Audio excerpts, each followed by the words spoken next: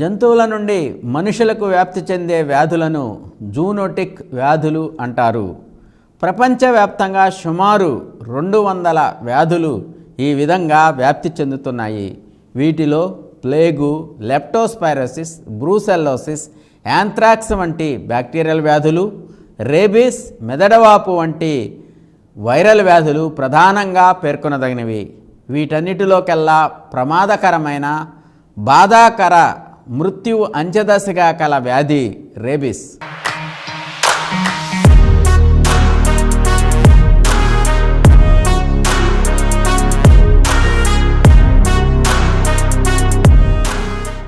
మాంసాహార తరగతికి చెందిన కుక్కలు, నక్కలు, పిల్లులు, పులులు, తోడేళ్ళు, శాకాహార జాతికి చెందిన కోతులు, గబ్బిలాలు మొదలైన జంతువుల ద్వారా మనుషులు, గేదెలు, ఆవులు, గొర్రెలు, మేకలు, పందులకు ఈ వ్యాధి వ్యాప్తి చెందుతుంది.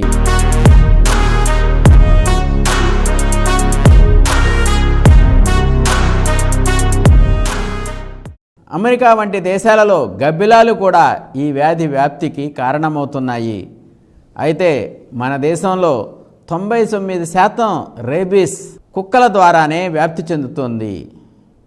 వీధి కుక్కలు, పెంపుడు కుక్కలు, నేర పరిశోధక కుక్కలు ఏవైనా రేబీస్ వ్యాధికి గురి కావడానికి, వ్యాధిని వ్యాప్తి చేయడానికి అతీతమైనవి కావు. విశ్వాసం గల జంతువులుగా వినతికెక్కిన కుక్కలను పల్లెలలో గ్రామ సింహాలుగా కూడా అభివర్ణించడం జరుగుతోంది.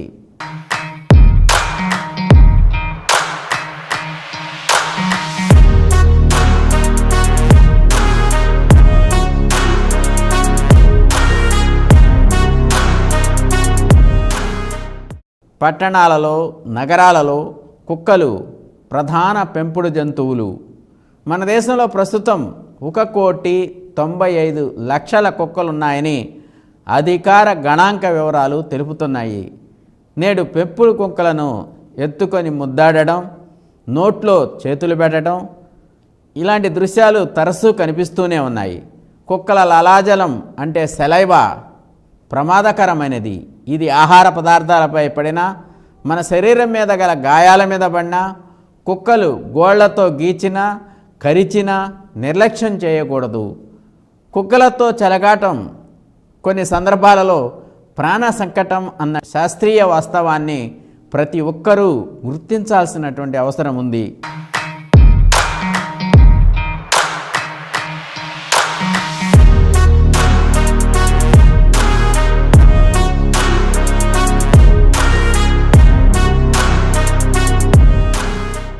భారతదేశంలో ప్రతి సంవత్సరం కుక్క కాటు కారణంగా సంభవిస్తున్న రేబీస్ వల్ల 30 నుండి 40 వేల మంది మృత్యువాత పడుతున్నారని ప్రభుత్వ గణాంక వివరాలు తెలుపుతున్నాయి.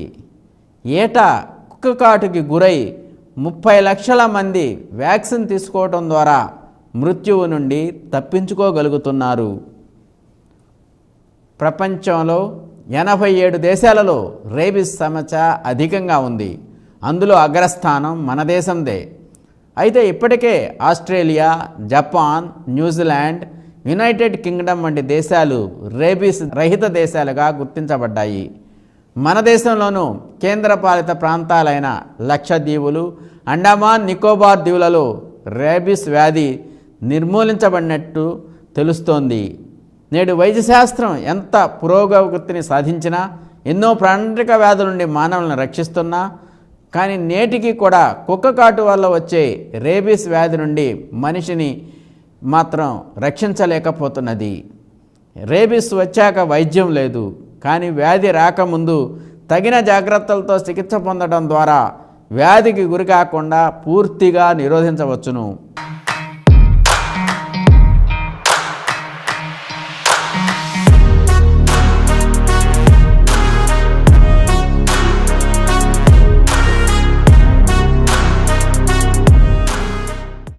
ప్రజలకు ఇదొక గొప్ప వరమనే చెప్పొచ్చు. ఈ నేపథ్యంలోనే ప్రజల రేబీస్ వ్యాధి విషయంలో శాస్త్రీయ అవగాహన కలిగి ఉండటం ఎంతైనా అవసరం. ఆ లక్ష్యంతోనే SHO AP టీవీ ఈ ప్రత్యేకమైన వీడియోను మీకు అందిస్తోంది.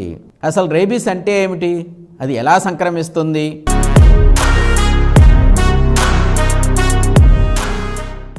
వైరస్లలో ఒక రకమైన ర్యాబిడో వైరస్ వల్ల మానవుల్లో జంతువుల్లో ఈ ప్రాణాంతక రేబీస్ వ్యాధి వస్తోంది.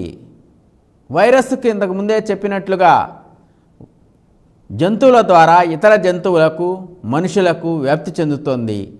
మన దేశంలో 99% కుక్కల ద్వారానే మనుషులకు వ్యాప్తి చెందుతుంది.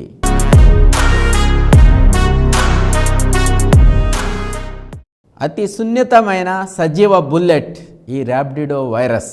ఈ వైరస్ 185 నుండి 77 నానోమీటర్ల పరిమాణంలో బుల్లెట్ ఆకారంలో ఉంటుంది. ఈ వైరస్ చాలా సున్నితమైనది. అయోడిన్, అమోనియం వంటి రసాయనాలతో అతి సులభంగా నిర్జీవమైపోతుంది. సాధారణ సబ్బులు, ఇతర డిటర్జెంట్లు కూడా వైరస్ను తేలిగ్గా చంపేయగలవు. 1804వ సంవత్సరంలోనే రేబీస్ వైరస్ను జింక్ అనే శాస్త్రవేత్త తొలిసారిగా గుర్తించడం జరిగింది. వ్యాధికి ఎలా కారణమవుతోంది?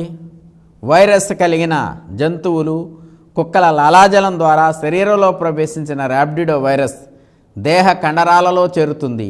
అక్కడ సంఖ్యాభివృద్ధి చెంది తర్వాత వైరస్ సమీప నాడులను ఆశ్రయిస్తుంది. ఆ నాడుల ద్వారా పైకి ఎగబ్రాకి వెన్నుపాము మెదడుల్లో ప్రవేశించి అక్కడ నుండి నాడులు, రక్తనాళాల ద్వారా శరీరం అంతా వ్యాప్తి చెందుతుంది. ఇంక్యుబేషన్ పీరియడ్ ఎంత ఉంటుంది? లక్షణాలు ఎలా ఉంటాయి? వైరస్ శరీరంలో ప్రవేశించిన తర్వాత సాధారణంగా 3 నుంచి 8 వారాలలో లక్షణాలు బయటపడతాయి. ఈ పీరియడ్నే వైద్య శాస్త్ర పరిభాషలో ఇంక్యుబేషన్ పీరియడ్ అంటారని చాలామందికి తెలిసిన విషయమే. అయితే ఈ పీరియడ్ సాధారణంగా కొందరిలో 4 రోజుల నుండి కొన్ని సంవత్సరాల వరకు ఉండవచ్చును. ముఖ్యంగా కుక్క కరిసిన ప్రదేశం, అంటే ముఖం మీద కరిసిందా, కాళ్ళ మీద కరిసిందన్న దాని మీద, ప్రత్యక్షంగా దేహం కరిసిందా, వస్త్రాలపై నుండి కరిసిందా వంటి అంశాల మీద ఈ ఇంక్యుబేషన్ పీరియడ్ ఆధారపడి ఉంటుంది. సాధారణంగా ముఖం, మెడ పరిసర ప్రాంతాల్లో పిచ్చుకుక్క కరిసినప్పుడు ఇంక్యుబేషన్ పీరియడ్ చాలా తక్కువగా ఉంటుంది.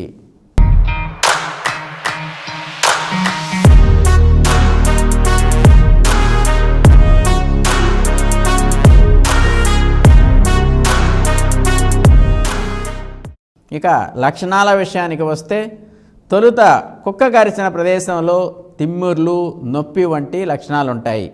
క్రమంగా గొంతు నొప్పి, కొద్దిపాటి జ్వరం, తలనొప్పి వంటి లక్షణాలు ప్రారంభమవుతాయి. తర్వాత నీరసం, నిస్సత్వ, అప్పుడప్పుడు ఉద్వేగ స్థితికి గురి కావడం జరుగుతుంది. శబ్దం, వెలుతురు, చల్లని గాలిని తట్టుకునే శక్తిని కోల్పోతారు. నీరు చూస్తే భయపడతారు. ఈ లక్షణాన్నే హైడ్రోఫోబియా అంటారు. హైడ్రోఫోబియాను రేబీస్కు ప్రత్యాయపదంగా కూడా వాడటం జరుగుతోంది. ఇది మానవులకు మాత్రమే పరిమితమైన ప్రత్యేక వ్యాధి లక్షణం. గాలికి కూడా భయపడతారు. దీన్నే ఏరోఫోబియా అంటారు. రోగి మానసిక స్థితిలో అనేక మార్పులు చోటు చేసుకుంటాయి. నోటి వెంట లాలాజలం పెరిగిపోతుంది. కండరాలు బిగుసుకుపోతాయి. ఫిట్స్ కూడా ప్రారంభం కావచ్చును. మెల్లగా శరీరం అంతా నిస్సత్తువుకు గురవుతుంది. స్పృహ కోల్పోయి కోమాలోకి వెళ్ళడం, శ్వాస కండరాలు పనిచేయకపోవటం వల్ల మరణం సంభవిస్తుంది. రేబీస్ వ్యాధి సోకాక బ్రతికి బట్ట కట్టడం చాలా అరుదైన విషయమనే చెప్పాలి. ఇప్పటి వరకు ప్రపంచంలో రేబీస్ వ్యాధికి గురైన తర్వాత బతికిన వారు కేవలం 3 మాత్రమేనని వైద్య శాస్త్ర చరిత్ర పుటలు తిరగేస్తే తెలుస్తోంది. రేబీస్ని ఎలా నిర్ధారిస్తారు? ఇప్పుడు తెలుసుకుందాం. రేబీస్ వ్యాధి నిర్ధారణ రోగి చరిత్ర, లక్షణాల పరంగా చాలా సులభం. కానీ పరీక్షలు నిర్వహించి ఖచ్చితంగా నిర్ధారించడం కొంత ఖర్చుతో, కష్టంతో కూడుకున్నదనే చెప్పాలి.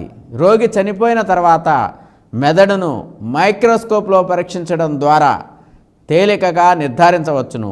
మెదడులో నెగ్రీ బాడీస్ అనే ప్రత్యేక నిర్మాణాలు రూపొంది ఉంటాయి. వీటిని గుర్తించడం ద్వారానే వ్యాధిని నిర్ధారిస్తారు. రోగి చనిపోక ముందు స్కిన్ బయాప్సీలో రేబిస్ వైరస్ యాంటీజెన్లను గుర్తించవచ్చును. అలాగే ఇమ్యూనోఫ్లోరసెన్స్ టెక్నిక్లో వైరస్ ఉనికిని గుర్తించడం ద్వారా వ్యాధిని ఖచ్చితంగా నిర్ధారించే వీలున్నది. రేబిస్కు చికిత్స ఏమిటి? అసలు ఏమైనా చికిత్స ఉందా? రేబిస్ వ్యాధికి గురైన వారికి ప్రత్యేకమైన చికిత్స ఏమీ లేదు. ప్రాణం పోయేదాకా తాత్కాలిక ఉపశమన చికిత్స చేయడం తప్ప చేయగలిగిందేమీ లేదు. నొప్పిని తగ్గించే మందులు, మత్తుని కలిగించే మందులు ఇవ్వడం ద్వారా ఉపశమనాన్ని కలిగించవచ్చును. రోగి సేవ చేసే సిబ్బంది తమకు వైరస్ సోకకుండా అప్రమత్తంగా వ్యవహరించాలి. గాయాలకు ఓపెన్గా ఉంచకూడదు. ముఖానికి మాస్కులు, చేతులకు గ్లౌలు ఉపయోగించడం మంచిది. చికిత్స లేని రేబిస్ వ్యాధి సోకకుండా కొన్ని జాగ్రత్తలు తీసుకోవడం ద్వారా ప్రాణాంతక వ్యాధి బారిన పడకుండా దాదాపు పూర్తిగా రక్షించుకునే అవకాశం నేడు ఉన్నది. సాధారణంగా వ్యాక్సిన్లు వ్యాధికారక సూక్ష్మజీవులు శరీరంలోకి ప్రవేశించక ముందే ఇవ్వడం జరుగుతుంది. అయితే రేబిస్ విషయంలో ముందు మాత్రమే కాకుండా తర్వాత కూడా వ్యాక్సిన్ ఇవ్వవచ్చును. రేబిస్ నిరోధంలో ఇదొక ప్రత్యేక చికిత్సా విధానంగా దీన్ని పేర్కొనవచ్చును. వ్యాక్సిన్ల గురించి రాబోయే వీడియోలలో మరింత వివరంగా తెలుసుకుందాం.